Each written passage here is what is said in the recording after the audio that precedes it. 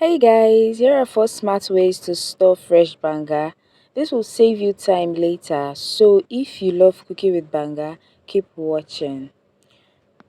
So there's a step that you have to go through before you do any of these 4 methods, and that would be to wash the banga or palm nuts properly, then transfer that into a pot, add in enough water. The water should be at the same level with the banga or a bit higher than it is, and then you cook that on high heat. This should take about 45 minutes to 1 hour depending. So when the water goes down, you top up the water when needed, okay? So this is the simplest way to know if it is ready. Just use your hands on it, and if it just opens immediately, then it is ready.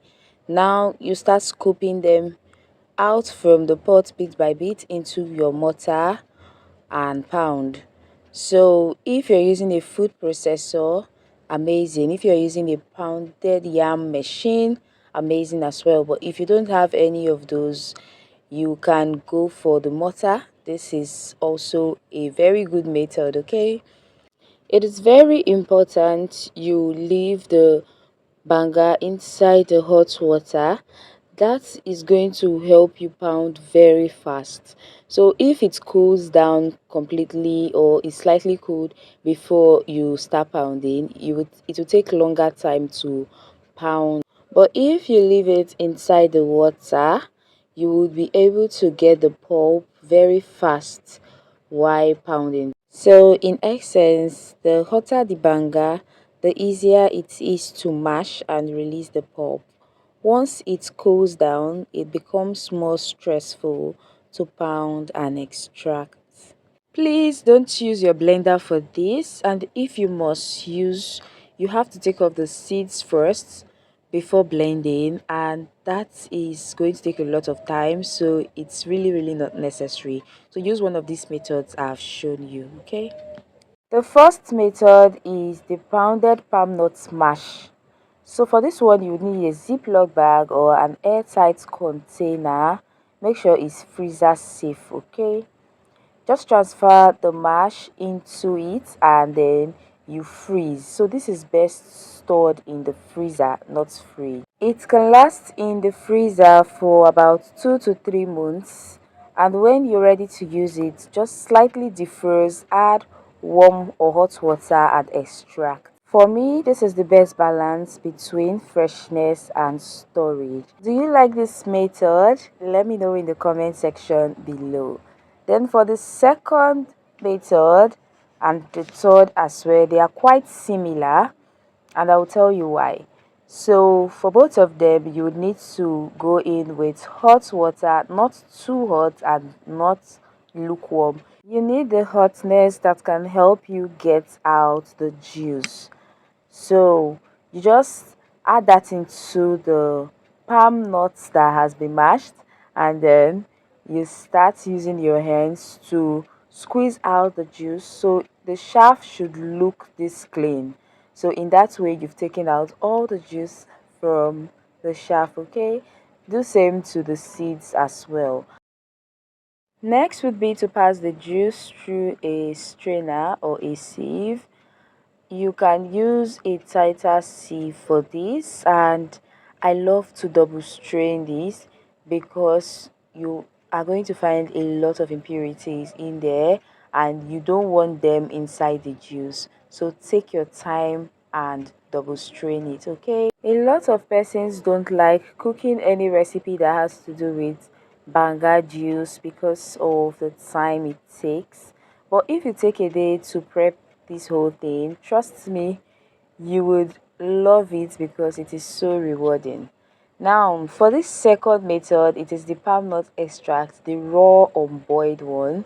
You just transfer that sieved juice into a container. Before you transfer this into the freezer, please ensure it has cooled down completely, and this can last in the freezer for 1 to 2 months, and you can use this for any recipe that you know you want a stronger, fresher palm nut flavor, and you want the oil to release naturally during the long cooking process. So you can use this for your traditional banga soup, ofaku, native palm nut soup, fisherman soup, or any other recipe you know you want that deep authentic banga flavor. Okay, when you want to use it, allow to thaw a bit before you use. Now tell me, do you like the second method? So for the third one, like I said, they are quite similar. Now you understand, right? Yes. This one is the palm nut extract, the boiled concentrate. So you just transfer this one into a pot and then you take off the foam once it starts boiling. Why this step is important is because it helps the banga last longer and taste cleaner, especially when it's stored and reheated. So do well to just take it off for that first 10 to 15 minutes, and then once you're done with that, just allow it to boil. So this should cook on medium high heat, and after about 5 to 7 minutes you would see the concentrate would thicken into this very beautiful consistency, and you would notice the oil floats on top.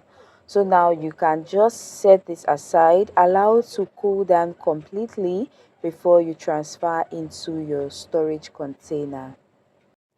So for this one, it is best stored in the freezer as well. It can last for 2 to 3 months. It can also stay in the fridge for 1 to 2 weeks. And this is best for those quick banga soup, fast tofaku, banga rice, or anything you just want to whip up in no due time. So let me know in the comment section, is method 3 your favorite?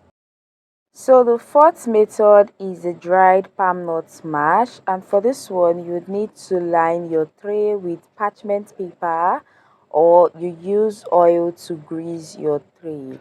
Please don't put the mash on a bare tray, okay? And this is one very traditional method that a lot of people have hold on to for years, and it's very convenient because if you don't have light, you don't have a freezer or a fridge in your region, this is the best method to use.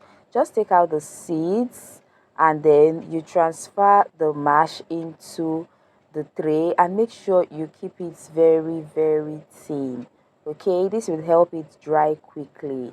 Now you dry this using sun, and if the sun is very hot, you can dry this for a day. If not, 2 to 4 days would do fine. Just make sure it's dried properly. When drying, please use a net to cover the surface so pests don't get to perch on it. How you would know it's ready is when you see that there is no oil coming out and your hands are clean when you touch them.